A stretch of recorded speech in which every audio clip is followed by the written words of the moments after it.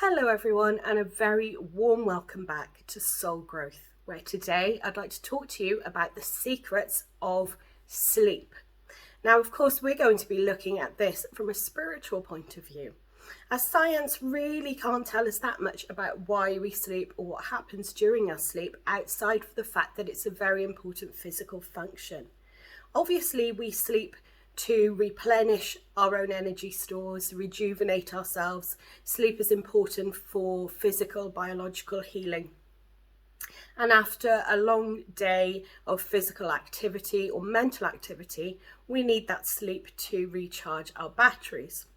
And the same goes for dreams. Science really can't tell us what dreams are or what reason we have for dreaming, outside of a very practical idea of the fact that we dream to declutter our mind and our physical brain from the day's experiences. We really do go through a sifting, a sorting and decluttering process at night, it seems. So what are the spiritual secrets of sleep and dreams? So luckily, from a spiritual perspective, we are able to say that we have a slightly deeper understanding, depending on what tradition you come from, of the mechanisms of sleep and the reasons for sleep. And in order to understand this a little more, we have to sort of take a short venture into an explanation of consciousness from a spiritual perspective. Consciousness, again, is something that science really struggles to comprehend and to define as a fact using scientific models that currently exist. And again, there are many different spiritual perspectives, anecdotal evidence, and my own personal experience that I can bring to any discussion on consciousness. I'm not going to go into it too deeply today in this discussion, as very soon I'll be posting on my website the very first Soul Growth podcast, which will be a deep dive discussion into consciousness from a spiritual perspective. So stay tuned for that. All other content, blog articles and courses, free to download meditations and guided visualizations are all available on my website, and that's at www.soul-growth.com, and I'll pop the link to the website in the comments section below this, so you can just find all of that very easily. So back to consciousness. As I said, we won't go too far into it today because that's for another day and the very first Soul Growth podcast. But what we can say about consciousness from a spiritual perspective and from my own experience is that we have consciousness, which is our, if you would like to call it such, our isness, what makes us who we are. But it's also a tool through which we perceive and gain experience, perceive information. Memory is also a function, I believe, of consciousness. Just one of the many functions. I believe very firmly that consciousness is non-local, and that means that it's not just located in the brain. When science talks of the mind, they associate that with having some kind of locale within the physical brain. I believe that the brain is a receiver and transmitter for the consciousness, to a tool which enables us to take in the energy of our consciousness, which is vast and infinite and couldn't possibly fit within one tiny little human physical brain. So that's an idea of consciousness, just very quickly. And obviously, when we do sleep at night, we're still conscious. It's a very different level of consciousness from normal waking consciousness, but we do go out of the body and have other experiences. So let me explain this a little bit more. What do I mean about going out of the body? Well, you have a spirit or astral body. Some people like to call it a light body, and that vibrates at a very unique personal frequency for you. Nobody else has that frequency of vibration. It's like a fingerprint, really, in its uniqueness. And you also have a physical body which is vibrating at a frequency of physical matter. So we all appear solid in the physical realm. Now, I don't want you to feel that you're a set of Russian nesting dolls with astral, spiritual, emotional, etheric bodies stacked inside a physical body. That's not quite how it works. It's very, very subtle gradations of frequency. But your astral body, the body that you use to travel out into the astral realms at night whilst you sleep, is always attached to your physical vibrating body by what is known as the silver cord. Now, this is an etheric cord that goes from the astral or spirit body to the physical body, and no amount of activity in the astral realm at night during sleep can damage or break this cord. It can't be broken accidentally. The only time that cord ever detaches from your physical body is at the moment of physical or so-called physical death, when you then are vibrating permanently at that beautiful spirit resonance, which enables you to then transition and continue on your life in the spiritual realms. So what do I mean by astral and astral realms? Well, the astral realms are the realms or dimensions of vibrational frequency which are closer to the Earth's own vibration. So when we first cross into spirit, it's these astral realms that we inhabit before we begin to progress on deeper into the spiritual world. So at night time, you've always loosened your astral spirit or light body from your physical body and travelled out into many other realms. I believe that we're all multi-dimensional beings. And by that, I mean that we are able to enter into infinite other dimensions where there are infinite other uses. This might also explain the fact that you can have dreams sometimes which are incredibly real and vivid, where you're the main character and you feel like you, but everything around you, the other players, the settings, the circumstances seem very, very different to what you would normally consider to be your everyday experience. It might be a very futuristic seeming setting, or a very different in terms of time period. The setting is just different to your normal reality. Now, I believe that this is because we're able to experience other facets of our wider or higher self. As I said, we're all multidimensional beings able to experience infinite possibilities, and there are infinite versions of us out there in these dimensions. So perhaps you could think of it as us experiencing another lifetime that we wouldn't otherwise get to experience. We get to try on a different hat, if you like, or a different persona, and live that life for a short while whilst we are physically asleep in this reality. It's quite a lot to get your head around, isn't it? And don't worry if it takes a little time to sink in. I'm just going to give you some ideas today of things that you could perhaps go away and have a think about, or do more of your own research on.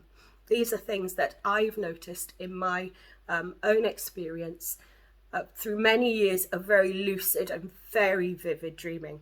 Now, what I mean by lucid dreaming is that you have an element of control within the dream or sleep state where you can affect different outcomes. I'll often wake up or come very gently back up towards waking consciousness and feel, oh no, I haven't finished that dream yet. It didn't end as I wanted it to end. I've got to go back in and change the ending. Now that's an element of lucid dreaming. It's having that control over certain aspects of the dream itself or the dream experience. Some people will say to me, oh my goodness, I never dream. I just don't dream. I come back into waking consciousness in the morning. I don't recall anything. I don't think I've ever dreamt. Now, if you're on a spiritual pathway, a pathway of self-discovery, you're probably going to be more the type of person who wakes up exhausted because your sleep state has been so busy. You've been out and about doing various things, meeting various people, chatting and talking. It's been a very active time. I believe that's because people who are walking a spiritual path of service in this life, who agreed to that before they came into this earthly incarnation, find it easier to loosen the spirit self from the physical self. And therefore there's an element of recall that's within that type of person that may not be yet within other people who have a more physical or materialistic sort of based outlook on life. But don't worry if you're one of those people who doesn't think that they dream. If you're just starting out on your spiritual pathway or your pathway of self-discovery, oftentimes a little further along the way you will suddenly start to recall bits and pieces of your dreams, and then you'll realize, oh my goodness, I was dreaming all along. I just didn't understand what that felt like, or I wasn't able to recall those experiences. So don't worry, it will come. And then, like the rest of us, you'll be waking up exhausted from all the work you've been doing in your sleep state. So people do get afraid sometimes when they think of their astral or light body detaching from their physical body in sleep. As I said before, we're always attached to our physically sort of vibrating frequency body while we're in sleep. We have that silver cord, so our astral body, it's almost like on a bungee cord, our astral body can travel out into the astral dimensions, with which it obviously has a matching frequency. And then at the end of sleep, we always come back into the physical vibration. Now, you cannot get lost, and you certainly cannot have your body, your physical body, possessed or taken over by another being, entity, person, however you want to describe that. That cannot happen, and here's the reason why. Your physical body is vibrating at a unique frequency, a frequency which is unique to you. It's like your fingerprint. Nobody else has that particular vibrational resonance. They can't get into the body because it's not a vessel, it's not a vase that somebody simply drops into. Possession is just a nonsense, really. I mean, it's been handed down to us through myth and legend. I think a lot of misinformation and ignorance in medieval times around mental health issues, emotional and mental disorders, perhaps dissociative disorders as well, long before anybody knew scientifically more about these sorts of conditions. I think then it was sort of jumped on and cashed in on, if you like, by the church, particularly the Holy Roman Empire, who decided then that they were going to carry out exorcisms. I mean, there's a long history of exorcisms and the like, going back throughout religion and into different cultures. I mean, a lot of cultures today still practice that, but I believe it's based in a kind of ignorance as to the spirit and how the physical body vibration works. I would say that you have absolutely nothing to fear. You've been traveling out in your sleep all your life, whether or not you were aware of it, it doesn't matter. It's a very natural component of who you are. We go out at night to have our experiences, which I'll talk about a little more in a moment. But on the theme of possession, I have to put it in quotes because it's one of those terms that does aggravate me a little bit. It's become one of those things that's been used to sell horror movies and ghost stories and frighten people throughout the centuries and the millennia, but really there's no basis there, in fact, at all. And that's not spooky, and it's not sexy, and it's not glamorous, but it's the truth, and that's what I'm here to teach. More than likely, in the very rarest of cases, what people assume is possession is actually obsession. Now, that's when a person, due to their own vices, perhaps substance abuse, drug misuse, violence, a very low vibrational sort of life, a person that hangs around in very dark and dingy, negative kind of places, the type of places that the spirit people who are more closely bound to the earth, but in the astral realm, but closest to the earth, sort of hang around in themselves, because they haven't yet given up that element, that earthly element of themselves. So they're still magnetized very much to the earth realm. Now, what happens very, very rarely is that you'll get an earthly person who has those sorts of issues and those sorts of problems. And you'll also get an astral or lower astral person who used to have similar issues around perhaps drug abuse, alcoholism, etc. And generally there's a mental instability issue there too. And the one attracts the other, because of course we live in a universe where like attracts like, and you'll attract that which is like unto you is drawn. You attract that which is similar. Now, occasionally these sort of lower vibrational people, or sadder people, really sadder characters in the astral realm, will draw close to those people having struggles and issues in this life, and will try to live vicariously by influencing that person. They want to still feel the high from the drugs or the buzz from the alcohol, or they still want to frequent those vice dens and really dark, negative sort of places. And in order to do so, they kind of attach themselves, but not permanently. They're attracted to a similar personality on the earth. And what happens then is that person on the earth can be influenced. They're generally people who are easily influenced anyway.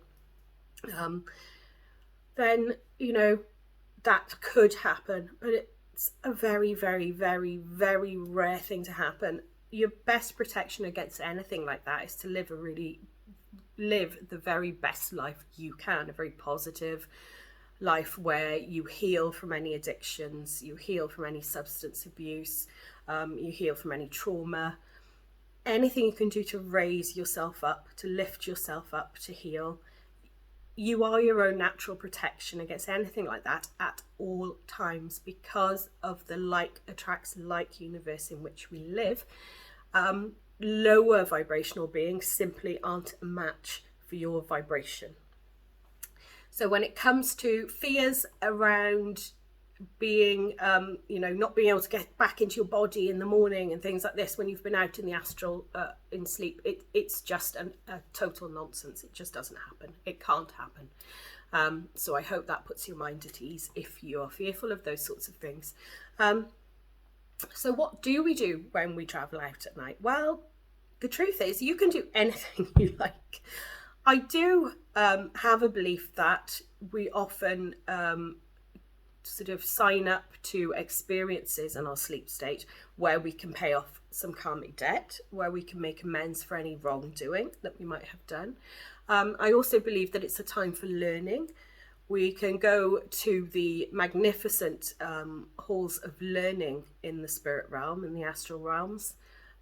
These are magnificent university sort of complexes and campuses where the best teachers, the best philosophers, the best mathematicians, the best, you name it, composers, everything, are available on hand to give lectures, to talk. You find groups of very like-minded souls there that you will work with in the astral realms. And when I talk of doing work in your sleep state, oftentimes, if you're on a spiritual path here in this life, you will be working spiritually in your sleep state as well. I know personally I visited with my guide some of the lower astral realms in order to offer assistance and guidance to the people who reside there, because help is always offered. Nobody is ever stuck wherever they find themselves. So you can do all kinds of things. If there's something that you've never been able to do in your life, in your waking life, perhaps, I know personally, I gave up playing the piano as a child because I didn't like taking examinations. So I kind of put my foot down and refused to do any more examinations for the piano. And it's something that I regret the older I get and the further I go through my life. But I know in the spirit world, I can play the piano beautifully. And I often, in my sleep state, I'm sat at a baby grand piano playing a lot of classical music. So that's just an instance of that. So if there's anything you wish you could have done, or you wish you'd have stuck at here in this life, you're able to do that in your sleep state as well. Now, if you're a medium or you're on a path of spiritual service, but particularly mediums, you will have a team of spirit guides and helpers assigned to you. Obviously, they reside in the spirit realms, in the astral realms, close enough to help you in your everyday life and pathway of service. And if that is you, then occasionally you will be out in sleep talking to your team of guides and helpers, and they'll be giving you, you know, tips, teachings, bits of knowledge, and mainly encouragement for your spiritual pathway. Another, if not the most wonderful facet of being able to go out in your sleep, and please remember this is something that we all do, regardless of whether or not you can recall these things when you come back to your waking consciousness in the morning. I think one of the most important things that this allows us to do is to spend time with loved ones who have passed over to the other side of life. Often through my work, people will approach me and say, oh my goodness, I had this incredible dream about, say, my father who's passed to spirit. He's been gone a little while and I never thought I'd see him again. This dream was so vivid, his face was so clear to me, he looked so well and so healthy, and he had a glow about him, and this is the only dream I've ever had in vivid technicolor. And you know, I hear this all of the time, and I want to reassure any of you who have had these experiences that that is not just your vivid imagination running away with you. It's not just the wishful thinking of somebody who is deep in grief. These things, these experiences with our loved ones happen. They happen a lot more than we actually remember. And one of the reasons we're able to travel out into spirit is to not only sort of pave the way for our own lives when we cross permanently into the spirit world, but also to meet up with our loved ones. And in that sense, nobody ever loses touch. You're never separated from anybody you love. Where a bond of love exists, there will always be a meeting. You'll never be separated at all. It's particularly, I think, particularly important for people who've lost children, either, you know, at any stage of pregnancy in utero, due to termination or abortion, miscarriage. You know, you might not have even known that you were pregnant at the time. You might have just suspected if you lost the pregnancy very early, all the way through to losing a child who's had an earthly life. It's really important for you to know and understand that you still have contact with that child in your sleep state. You're regularly going to go out and meet up with them. You're going to watch them grow. You're going to share your news. They're going to share their news with you. You're going to watch them develop into that sort of beautiful full bloom of youth over time. And you're never going to miss out on any of that, on any of their growing up. You know, you'll still get to cradle them as babies and infants. You'll still get to laugh with them as toddlers running around doing crazy things. So please know that if you dream about your children who you have lost at any stage, whether that's a baby, as I said, embryonic, you know, or 20 or 30 years of age, if you dream about them or have recollection of dreaming about them, then please know and understand that that is a real experience. Don't let people fob you off telling you, you know, oh, you're just making it up because you're so desperate to see them or what have you. It is an actual experience. I think we're very, very good as human beings at intellectualizing away and rationalizing away some truly beautiful and magical experiences that can teach us an awful lot about who we truly are as spirit beings currently focused into physicality. You know, we we bat those things away, and we listen to the naysayers and people around us who, you know, through the kindness of their hearts, generally speaking, just want to make sure that we're okay. But they might sort of say, oh, well, you know, dreams are wonderful because they allow you to, you know, see that or feel that. But I think we've largely been brought up in, certainly in Western cultures, where we're told that dreams are just a product of our mind filtering, our brain filtering out all the day's clutter and nothing more. And that's just not the case. It's not the case at all. We all journey out into the astral. Whether people want to admit it or not is a very different thing. Now, what about nightmares? You might come across some very nightmarish scenarios in your sleep state. Well, I think that as there are infinite dimensions, and therefore an infinite number of yous out there, all slightly subtly different, then really it would stand to reason that there's the potential for some of those other dimensional experiences to be quite nightmarish or dystopian compared to this current reality. Although you have to go a long way to beat this reality if you want to talk about nightmarish. So I think sometimes when we come back from those sorts of sleep experiences, they can be very jarring. And obviously, sometimes they actually wake us up in the dead of night. But just remember that you're always perfectly safe. Nothing can harm you. And you're always going to come back into the physical body unless it's your time to pass. And you can't ever pass before it is your time. Nothing's going to happen to you. You're perfectly safe, okay? People, you know, have all kinds of theories around nightmares and all the rest of it. But just understand that sometimes when we come back and we awaken in the morning, trying to filter everything we've experienced through our physical, biological, human brain and making sense of it, being able to make sense of it and have a clear picture of it, is a bit like having a 1,000-piece jigsaw with 700 pieces missing and trying to create a full picture out of that. You know, it's like taking all the water of all the oceans on the earth and pouring it into a glass. What we're doing is we're taking something non-physical and not of this dimension, this physical dimension, and we're trying to use our physical thoughts and our physical words and our physical experience to explain and define it all. And sometimes that just doesn't work. And in the case of multidimensionality and traveling out and experiencing different versions of ourselves, I think sometimes it's a good thing that we don't have access to all that in our you know, fully awakened conscious mind. That could cause all kinds of problems for us. We could end up fracturing our identity and becoming dissociative from our current selves, you know. So maybe there's a reason why we're not able to remember all of that. Otherwise it takes the focus off what we're doing here and now.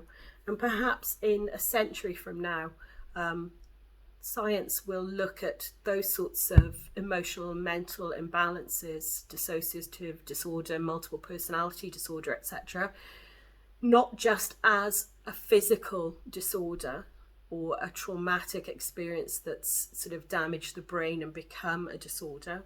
Maybe those people who suffer those sorts of diagnoses will be found to be those who just have access to part of the consciousness that we currently don't understand and that we currently don't have access to ourselves.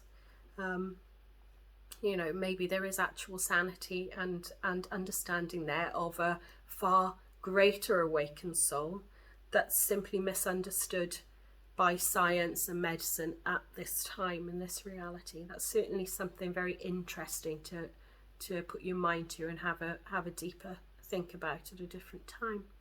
So our sleep state can be awfully active, but sometimes if you've gone through a period of a lot of physical activity, or if you're mentally exhausted, you've been going through a very stressful period of time in your life, in your waking life, Sometimes you don't go anywhere, you don't travel very far from the body at all. Your astral body will simply separate from the physical vibration and remain within a couple of feet, of course attached by that beautiful silver etheric cord.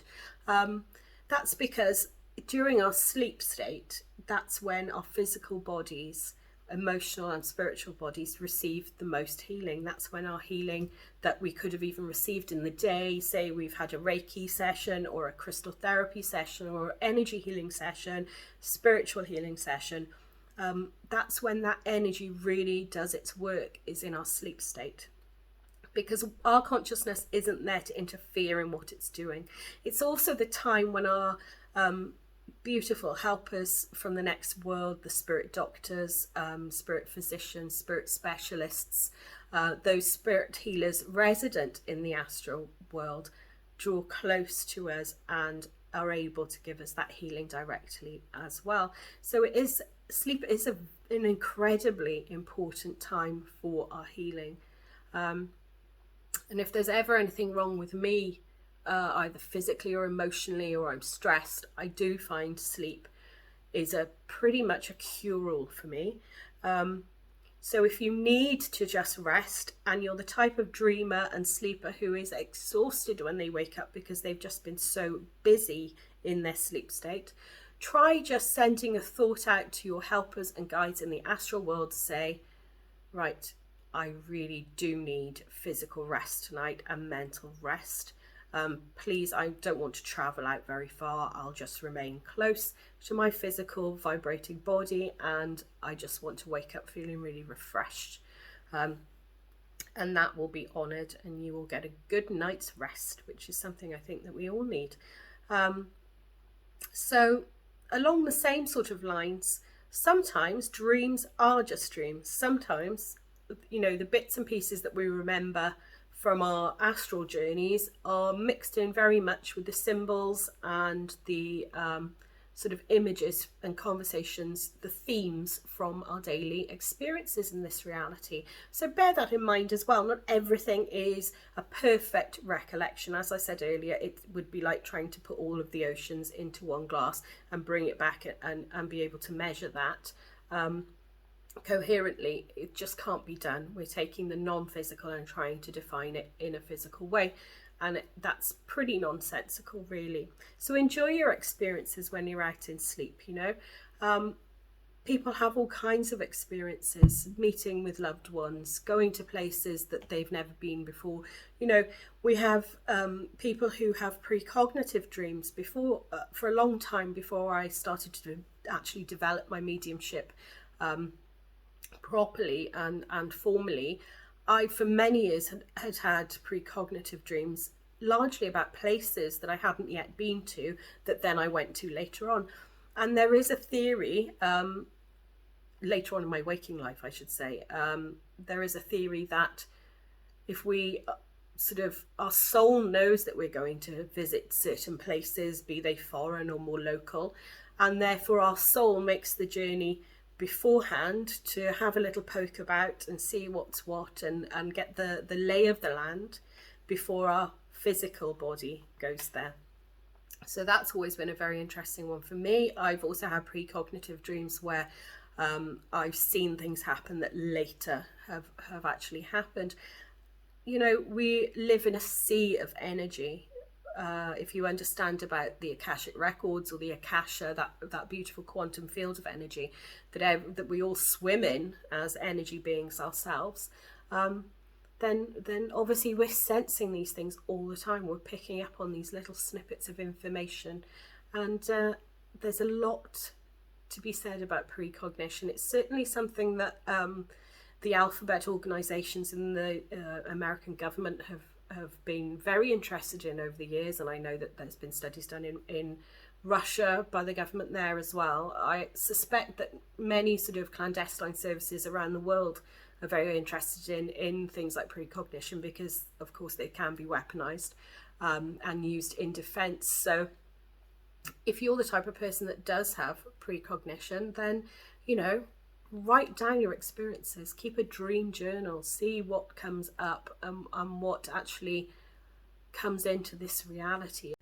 So before we finish today, I thought I'd give you a couple of little experiments that you can try at home to increase your dream recall, and a couple of other fun bits and pieces that you can try with a friend.